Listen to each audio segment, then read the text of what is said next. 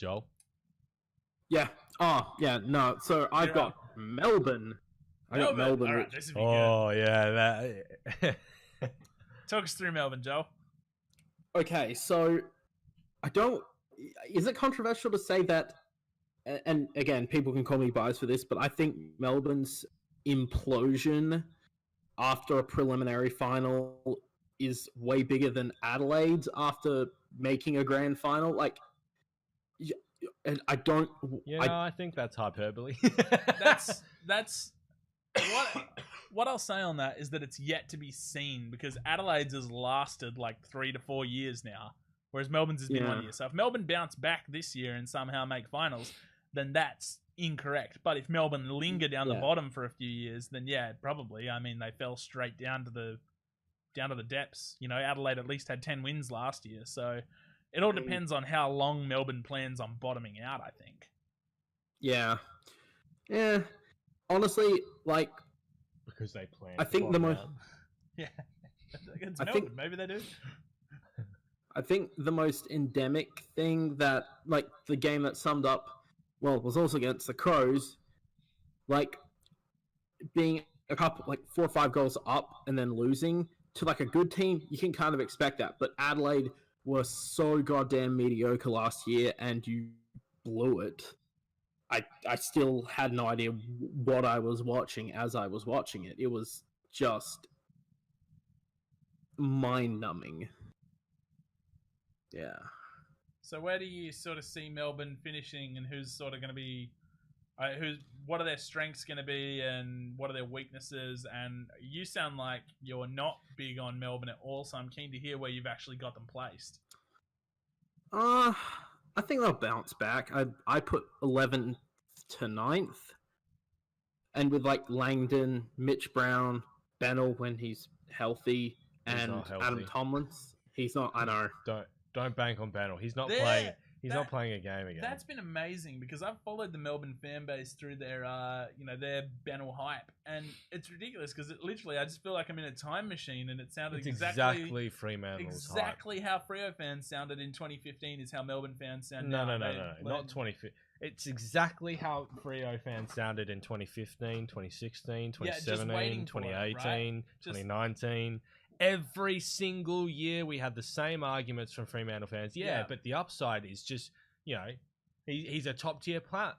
If he gets on, there's no downside at all, except that he's wasted a spot on your list for 5 years. And I'm sick of like articles dubbing him a star. It's like star hurt. Star hurt. So when has this guy been a star? He like burned out as a star years and years ago. But anyway, sorry, we've interrupted you again, Joel. Continue. No, that's fair enough. Like, it's good to have that discussion. Like, I was going to say, like, I have plenty of upside when I lay flat in my back. Another great analogy. I don't know where you come up with these, though. I don't know, man. I don't know either, man. But like, with looking at who they've let go, like, Lewis, Garlett, Kennedy Harris, and Billy Stretch, like, yeah, Lewis cooked, Garlett cooked, and I guess Kennedy Harris and Stretch were the only two which are just like, yeah, I know those guys, I've heard of them. They're okay, but they're not terrible. Yeah, but players.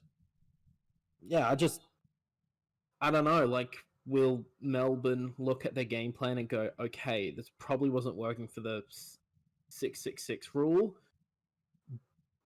so we'll fix that. I don't know if they do that and they get better, or they're back to square one, and we can't.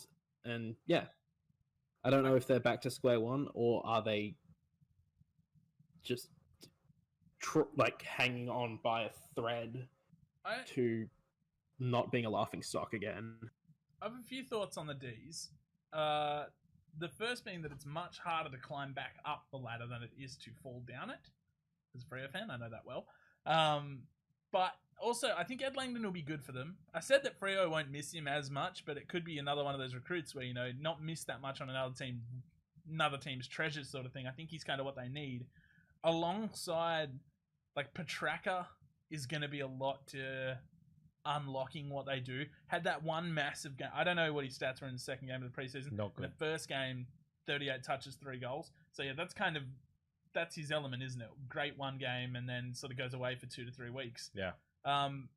That's his MO, but he's going to be a lot to unlocking it. But the main thing for me is what can they get out of Angus Brayshaw again? Because they turned a guy who finished top 3 in the Brownlow into a dude that didn't get a vote. And I don't know how they did that. Well, I guess they played him on the wing, and it was infuriating because he's not a wingman.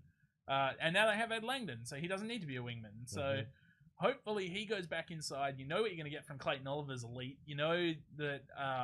I don't know who their third midfielder is because Jack Viney. I know it's Jack Viney, but I just don't care that much about what he can do. But having said that, I don't rate him that much, but having said that, he may be an excellent piece of complementary midfielder to what Brayshaw and Oliver might be able to do. You've still got the second best ruckman in the competition. I think Grundy's the best. So, I'm so torn on Melbourne. I'm going to say that they finish... I don't think they'll make finals because, like I said from the outset, I think it's harder to climb back up than it is to fall down. Mm-hmm. So I'm going to put Melbourne... I think I had them 10th on my ladder. Have I had anyone in 10th yet? Sorry, I really should have written this down, but I think they're 10th on my ladder. Okay. Yeah. I had 11th was someone that we went through earlier. I can't remember. Right. I love being so different. Yeah, this is crazy different. Yeah, I've got them very different to what you guys do.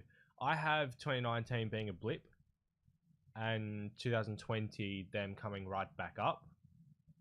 I feel like in 2019, the difference between 2018 and 2019, they've got a much harder draw in 2019. They now have a much easier draw. They have pretty much the easiest draw in the competition now. Your point in it's much harder to go back up than it is to go back down. I don't necessarily agree with it, depending on the team. Yeah, that's a good point. It depends on the team, right? It's and case by case basis. I think Melbourne are in a prime position to effectively finish probably minor premiers if they have the opportunity there to grab that because they have such an easy draw and their team and their list is on paper such a good team. Yeah. They should be there, right? I feel like last year their compromised backline and the injuries to their midfield and front, they just had injuries coming out of their arse really throughout the entire year. It compromised their list arrangement. So, I mean, Lever and May only played 5 games together last year. Lever only played half a season. May barely got on the park at all himself. That's a big deal. Lever and May together, I have faith in. I believe in that. It then meant that you had to bring players from other parts of the ground to plug up holes in the back line. You then had to plug up other holes where they were being plugged up, and their entire team across the board was just compromised. It was compromised effectively. Yeah. They had absolutely no trouble at all winning the ball. Yeah. They couldn't go forward. Their forward entry conversion was the worst in the league. Yeah, the worst in the league. Especially there was something like 3rd in clearances overall. I remember because I did their end of season review for the channel. And I think there was something like, if my memory serves me right, 3rd in clearances and last in converting from clearances. However, I'm pretty sure their preseason form, they've lost both games, yeah? Or did they maybe. I think they won the first one. Yeah. When Petraka went off. Yeah, they would have. Yeah. But, so I have them, in my personal list, I had them finishing 4th. In the game-by-game ladder, I had them finishing 6th. So I'm not ready. I have them back in finals. I'm not ready to grill you on that, because you could totally be right. Like, if it was a blip on the radar, then I have it as I have it as a blip on the radar, mostly because I feel like their team was compromised on the park for most of the year, as well as them really not adjusting to the 666 rule appropriately. Yeah.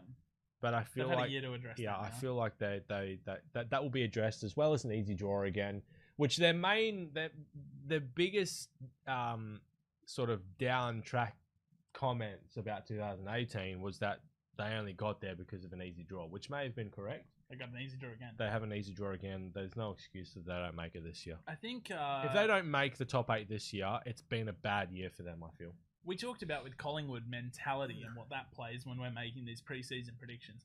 A lot of that falls on Melbourne now. Yeah. Because they are under immense pressure to get back up now. Yeah. Because they spent so long at the bottom, and then you give your fans a taste of it. A small taste of what success in finals footy is like, and then you bottom out again, and fans are worried now. Fans are now... and Melbourne fans, when you talk to them, are generally pretty optimistic. They believe in their team a lot. I mean, they must do to still be around. But Jim Steins is a lot to say for that. Yeah, exactly. So I think, though, really the outset for this fan base is that they expect the club to come back up. They don't want to spend another decade at the bottom. So there is a lot of pressure on Melbourne to show that they're capable of coming back up now. Yeah. And their players are going to need to respond positively to that. Yep. Yeah. Otherwise, they're going to be another St Kilda. 100%. Yeah.